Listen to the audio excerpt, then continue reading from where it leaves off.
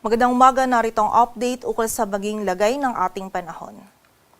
Kaninang 1 a.m. si Bagyong Fabian ay lumabas na ng ating area of responsibility and by 2 a.m. ay nag-downgrade na din ito into a low pressure area. Huli itong namataan sa layong 365 kilometers west ng Laoag City, Ilocos Norte, and wala po itong epekto sa anumang bahagi ng ating bansa. Samantala, yung southwest monsoon o habagat pa rin ang umiiral sa malaking bahagi ng ating bansa.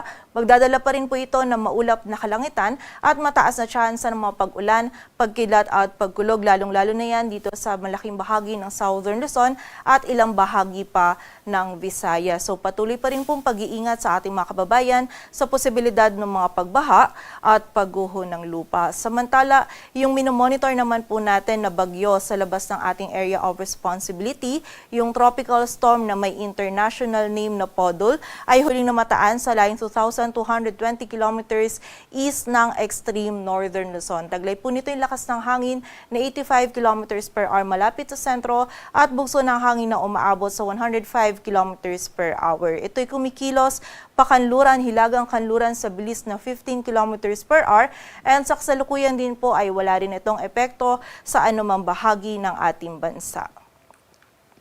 At ayon nga dito sa ating latest forecast track analysis ni Bagyong Podol, generally ito ay kikilos pa-west, northwestward or westward habang binabaybay pa rin po yung karagatan and posible po itong pumasok sa loob ng ating area of responsibility bukas ng gabi or sa Lunes ng umaga. And kapag nga po ito ay pumasok na sa loob ng ating area of responsibility, ito po ay papangalanan natin na Goryo. And may kita din po natin na patuloy po itong mag-i-intensify and bago po ito pumasok sa loob ng PAR ay posible po itong nasa typhoon category. And nakikita naman po natin ngayon na wala itong magiging epekto sa anumang bahagi ng ating bansa. Ngunit base po dito sa ating latest forecast track analysis, may kita po natin itong ating cone of probability. May possibility pa rin po na magkaroon ng southward shift or maging mas mababa yung track nito ni Bagyong Podol. At kapag po naging mas mababa yung track nito, ay posible po nitong mahagip ng mga malalakas na hangin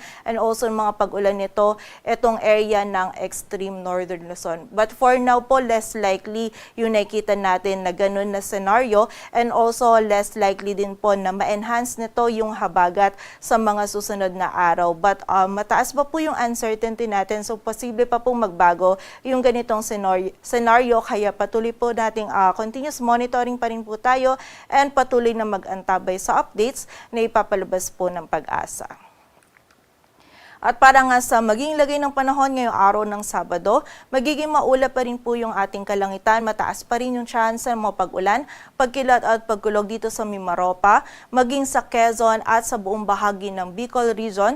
Dulot pa rin po ito ng habagat. Most likely, makatamtaman at kung minsan ay mga malalakas na pag-ulan pa rin po yung posible nating maranasan.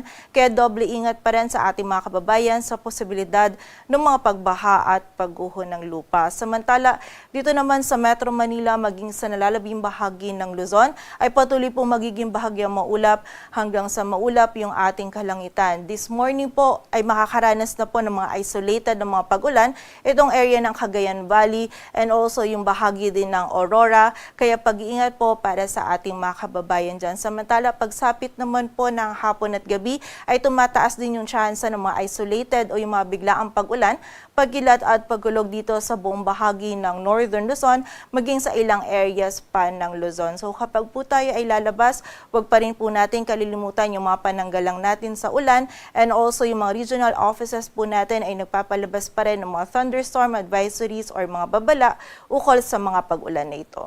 Agwat ng temperatura dito sa Metro Manila ay mula 26 to 32 degrees Celsius, sa Baguio ay 17 to 24, sa Laoag ay 26 to 31 degrees Celsius, sa bahagi naman ng Tagaytay ay 24 to 30, sa Tuguegarao ang maximum temperature ay maaaring umabot hanggang 33 degrees Celsius at sa Legazpi naman ay 31 degrees Celsius.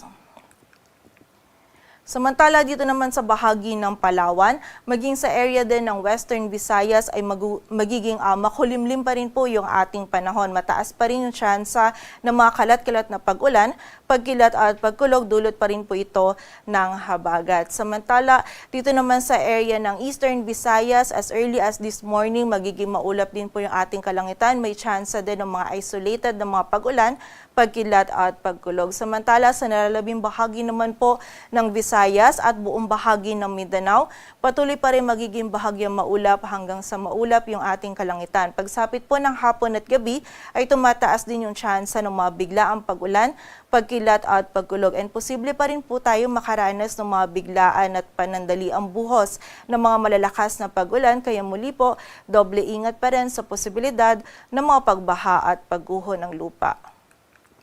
Agwat ng temperatura sa Cebu ay mula 25 to 32 degrees Celsius. Samantala yung maximum temperature naman natin dito sa Kalayaan Islands, Puerto Princesa, Iloilo ay 31 degrees Celsius. Sa Tacloban ay 30 degrees Celsius. Samantala sa Zamboanga, ang agwat ng temperatura ay mula 25 to 33 degrees Celsius. Sa Cagayan de Oro ay 24 to 32 at sa Davao naman ay 26 to 31 degrees Celsius.